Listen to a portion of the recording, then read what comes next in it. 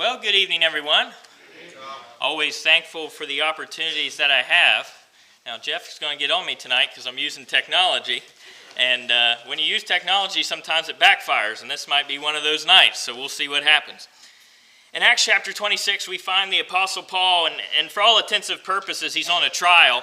And it's kind of like the third trial for him. He's been ripped all over these different places, talking to individuals, trying to explain really why he's there. Why has he been taken into custody and all these things? And this situation in Acts chapter 26, after this evening, I hope you don't look at it differently. I hope I open your eyes to what's really going on in this situation, because I think Paul finds himself in a unique situation where he finds King Agrippa, someone with a very similar background to his own. And I think when Paul pleads his case in Acts chapter 26, he is pleading to someone when he looks at King Agrippa, he sees himself.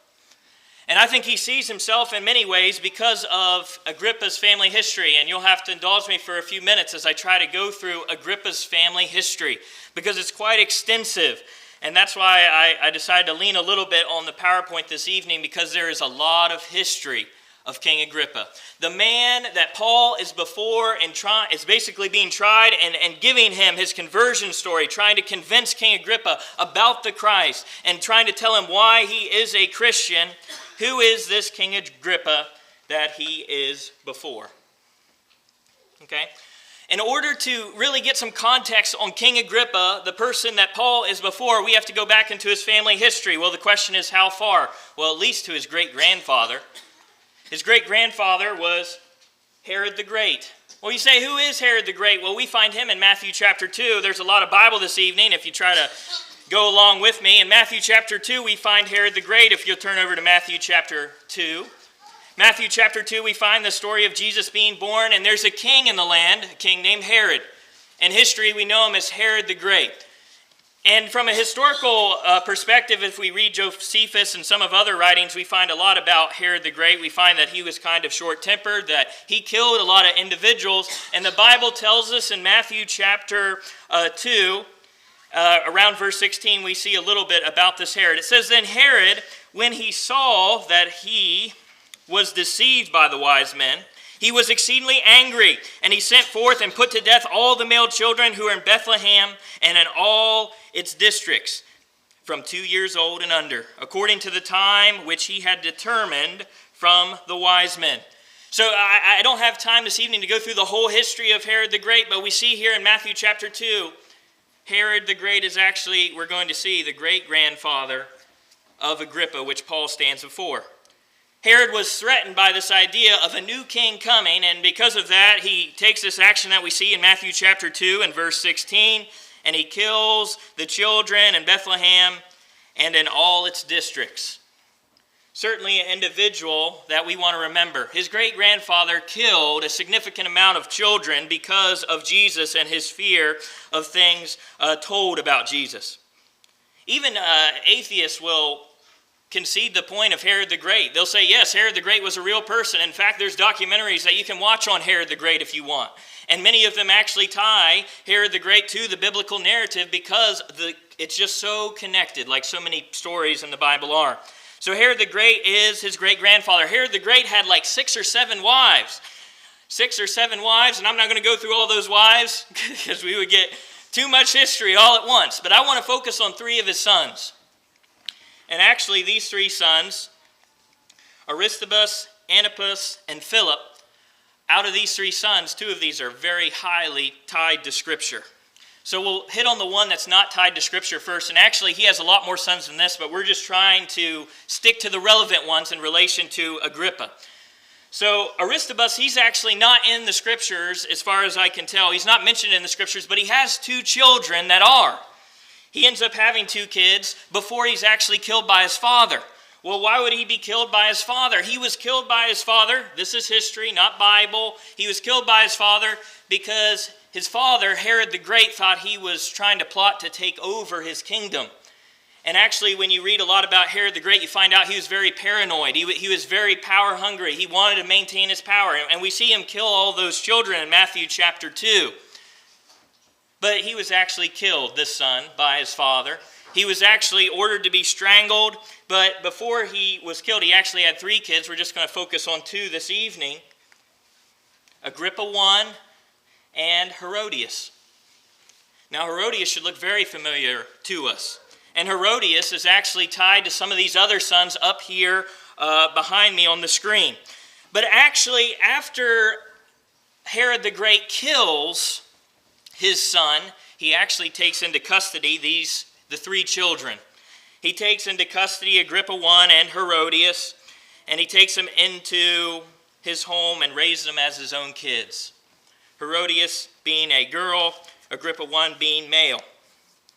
Now, we're going to be introduced to these other 2 brothers very quickly in Matthew chapter 14. In Matthew chapter 14, we're going to find these other 2 brothers pop up. So this one brother that's up here, he's been killed. He's out of the picture, but he does have 2 kids. These other 2 sons are in the picture. Now, what's interesting is when you go through Scripture, all of these family members of Herod actually have Herod in front of their name, so it becomes very confusing. We have a Herod in Matthew chapter 2. We have a Herod in Mark chapter 6. We have a Herod in Acts chapter 12, and it gets very confusing. But all these family members that are male, they almost all had Herod in front of their names. It was Herod Philip. It was Herod Antipas. Okay, these other 2 sons, Matthew chapter 14, verses 1 through 4, it says, at this time Herod... Now, this cannot be the Herod that we read about in Matthew chapter 2. Why can it not be? Because we see that he dies in Matthew chapter 2 in verse 19. And actually, one of his other sons takes over for him, reigning over the land. So this is a different Herod. And that's why it kind of gets confusing. But I believe the Herod that's being referenced here in Matthew chapter 14 is Herod Antipas. It says, at the time Herod the Tetrarch heard the report about Jesus and said to his servants, this is John the Baptist. He is risen from the dead, and therefore these powers are at work in him. For Herod had laid hold of John and bound him and put him in prison for the sake of Herodias, his brother Philip's wife, because John had said to him, it is not lawful for you to have her. So right there we have both brothers introduced to us. In one scripture there in Matthew chapter 14, verses 1 through 4. Once again, I believe this Herod is Herod Antipas. And we have Philip. Well, what's Philip's claim to fame, at least in the Bible? Well, he's married his niece, Herodias, his brother's daughter. He's married his brother's niece. And from this, and we have Bible references that you probably can't read, so on and so forth, but Philip is definitely the brother here. And we have Herod Antipas. And what does he do but takes his brother's wife, which is actually his niece, and we have the situation where John the Baptist actually confronts Herod about this and says, Herod, why do you have Philip's wife? It's not lawful for you to have her. And of course, we have that whole situation unfold. I think a good recording of it we can find in Mark chapter 6. In Mark chapter 6, we have this whole situation unfold. Philip is married to Herodias, the niece, and we have the situation where John the Baptist is actually confronting this situation. In Mark chapter 6 and verse 14, it says, now King Herod heard of him, for his name had become well known. And he said, John the Baptist is risen from the dead, and therefore these powers are at work in him. Others said it is Elijah, and others said it is a prophet, or like one of the prophets. But when Herod heard, he said, this is John, whom I beheaded, has been risen from the dead.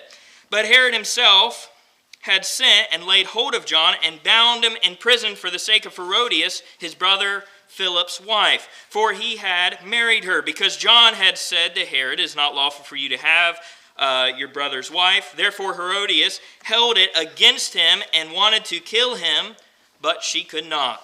For Herod feared John, knowing that he was a just and holy man, and he protected him, and when he heard him, he did many things and heard him gladly. Then an opportune day came when Herod, on his birthday, gave a feast for his nobles, the high officers and chief men in Galilee, and Herodias' daughter herself came in and danced and pleased Herod and those who sat with him. And the king said to the girl, ask me whatever you want, and I will give it to you.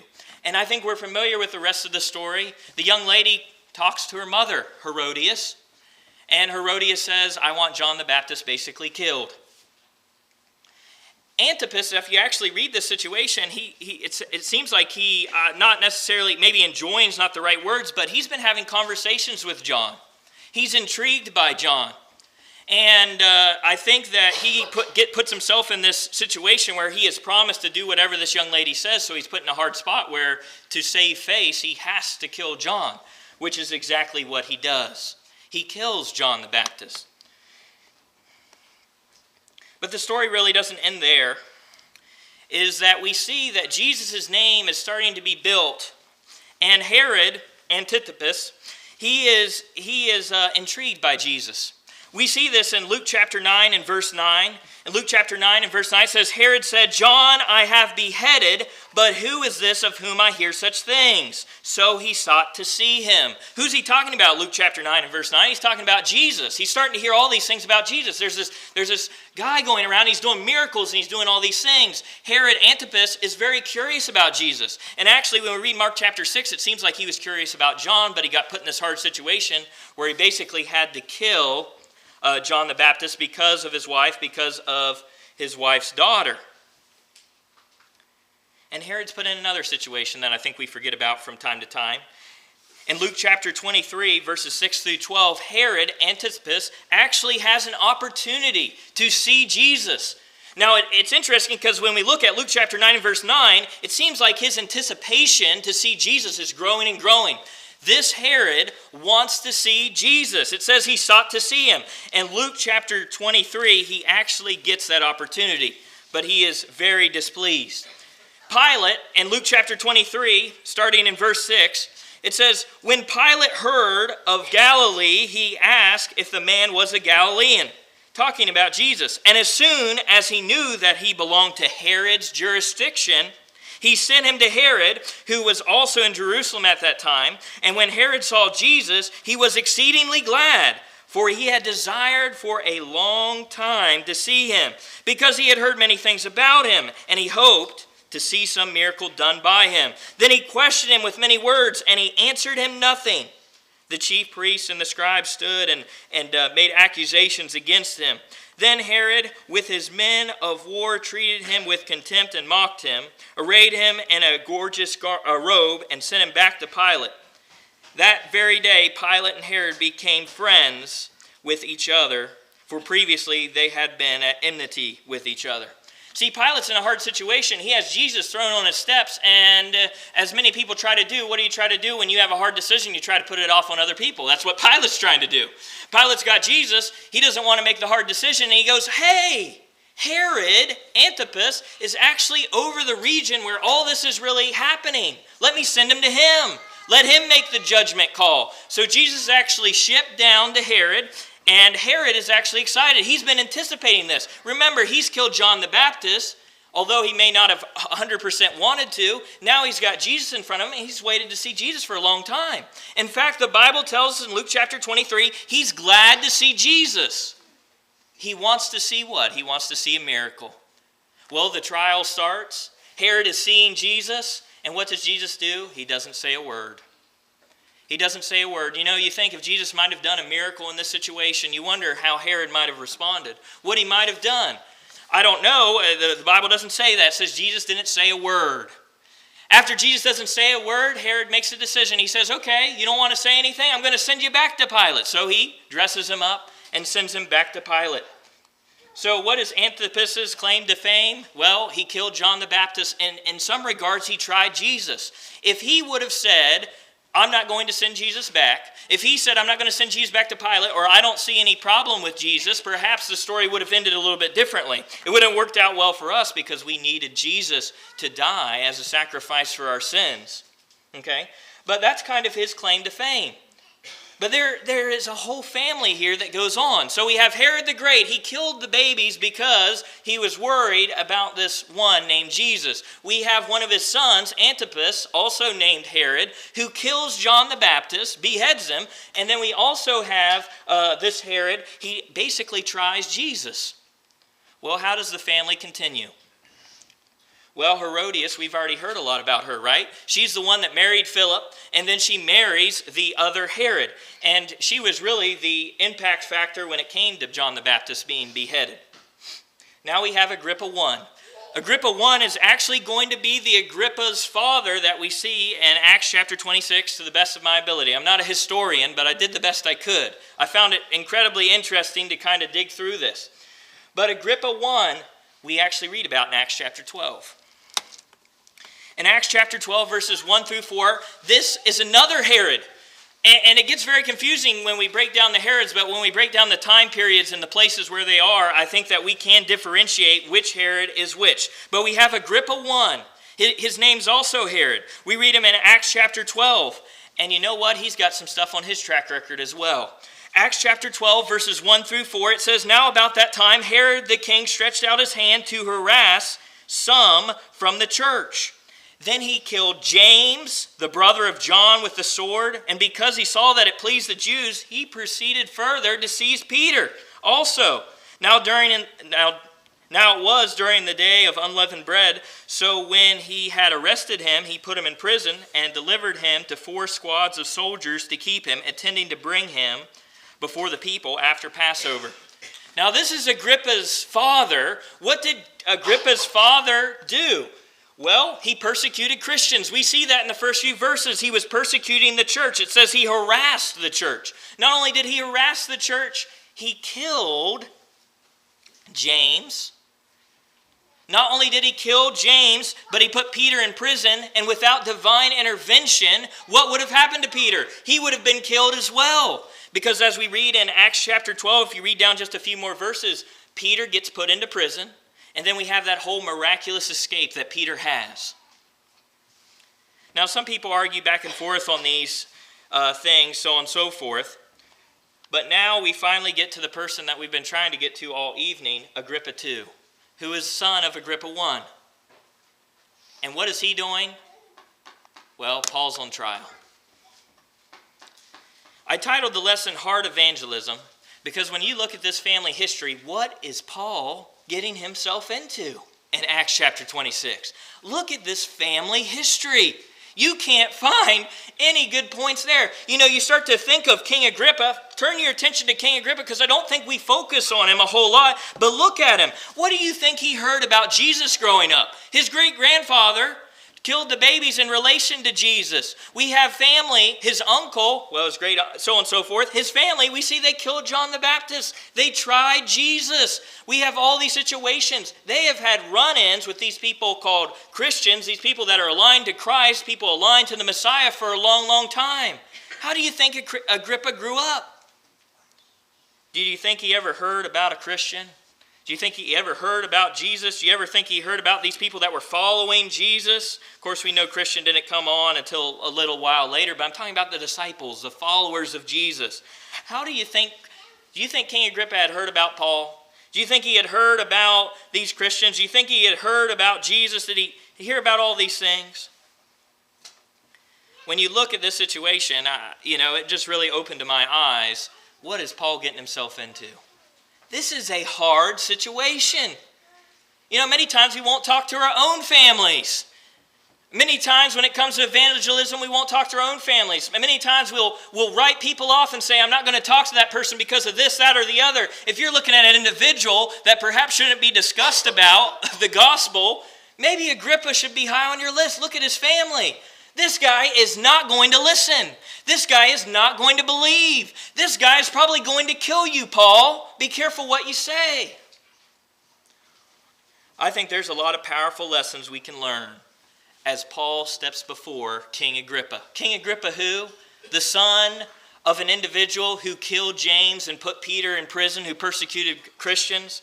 One that his uncle killed John the Baptist and tried Jesus. One that his great-grandfather had killed the babies in Bethlehem. How does Paul handle this? Perhaps there's some great lessons. Well, Kyle, that was a great history lesson. What's the takeaways? Takeaway number 1. When you look at Acts chapter 26, we see Paul called in to give his defense. Acts chapter 26, if we just start at the beginning of that chapter, it starts verses 1 through 3. It says, Then Agrippa said to Paul, You are permitted to speak for yourself. So Paul stretched out his hand and answered for himself, I think myself happy, King Agrippa, because today I shall answer for myself before you concerning all things of which I am accused by the Jews, especially because you are an expert in all customs and questions which have to do with the Jews. Therefore, I beg you to hear me patiently. Paul has got before King Agrippa, and I've got a question for you. Did Paul know who he was standing before? Did Paul know this history? Well, his father killed James, Peter. He had to know who he was standing before that day. He had to know who King Agrippa was. Maybe he didn't know all the generations back, but he at least had to know his father, right? Number one takeaway when it comes to heart evangelism is, I think, never give up on somebody. I think based off Paul's opening in Acts chapter 26, he has not given up on King Agrippa. He stands there before King Agrippa and he says, I'm glad to be in front of you. How many times do we say that in our evangelism? I am glad to have this opportunity. That's basically what Paul's saying in the first 3 verses. He says, I am glad to be before you. This is my 3rd trial. I've been on the road back and forth under custody for a long time. I've been transported. I've been harassed. I've had people make all these false accusations against me. I am happy to be here this day to talk to you. Never give up on somebody. See, I think Paul had that built within him. You know, Paul calls himself the chief of sinners. Paul was not willing to give up on anybody based off their family history. He wasn't willing to give up on anyone because of their past. Here in Acts chapter 26, those first few verses, I can feel Paul saying, I have a chance. I have a chance to talk about Jesus one more time. And you know what? I start to think of all the other thoughts that might go through his head. He says, be patient with me. Give me some time. You know what I'd be thinking to myself is, what are the chances I get out of this alive? That's what I'd be thinking. What are the chances I get out of this alive? When you look at this family history, when you look at the people that have influenced Agrippa's life up into this point, there is no way Paul's making out alive. And we all know when we have evangelistic discussions about individuals, one of the first areas that comes up that makes things very tense is people start talking about their families. Do you think Agrippa made some connections about when Paul started talking about his conversion story? When he started talking about changing from his Jewish background, which he talks about. He says, I was a Jew, and he talks about all of that. Do you think that Agrippa would make the connection of what he was saying about his family? Sometimes it gets intense in evangelistic situations, but what I say is we see Paul doing hard evangelism. He knows the situation that he's in. He knows the history. He knows that this is a bag of worms that he's about to get into, and he says, I'm glad to do it. I'm glad to have the opportunity. I'm glad to have the chance. You know, you look at your own family history. Do we check people off too soon when it comes to the gospel? You know, you think of Paul. Perhaps he was so determined with these individuals because he looked at his own background, persecuting Christians, going from city to city, getting documents and going and taking Christians. And he said, if there's hope for me, there's got to be hope for some of these other individuals as well. I just look at this situation. I'm like, Paul's life is literally in the balance, and I really don't think he's given up on King Agrippa. I think he is asking for a chance to speak the truth. He's asking for a chance to defend his faith, to defend his religion, to defend his God, to defend Jesus Christ. I think that's a powerful lesson that we can take away from it. Now, we can't look at his whole account this evening. We'll just run out of time. But as the next thing I see, when you continue into verse 4, what does Paul start to do? Verse 4, really through verse 23, what does Paul start to do to try to make his case and really to make a conversion? I think that's really what he's after. He's trying to convert this individual. What does he start with? He starts with his story. Look in verse 4. My manner of life from my youth, which was spent from the beginning among my own nation at Jerusalem, all the Jews know. You knew me from the first. If they were willing to testify that according to the strictest sect of our religion, I lived a Pharisee. What is Paul doing? I think he's trying to relate to King Agrippa. He's trying to relate to King Agrippa off his past. That's what I think he's trying to do. He's trying to say, look, I know you've got all this family history and all this family baggage. So do I. You know how I was raised? I was raised a Jew. You know me. You know my background. I was raised in the strictest sect of the Pharisees. You know my history. You know what I've done, what I've did. I think he's trying to relate to King Agrippa. He's trying to bring him in. He says, I know your history. You know my history. He says, look at my history back the years and years and generations. You know how hard it was for me to do what I did.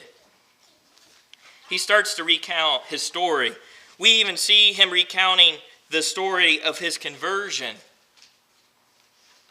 He's really working on King Agrippa.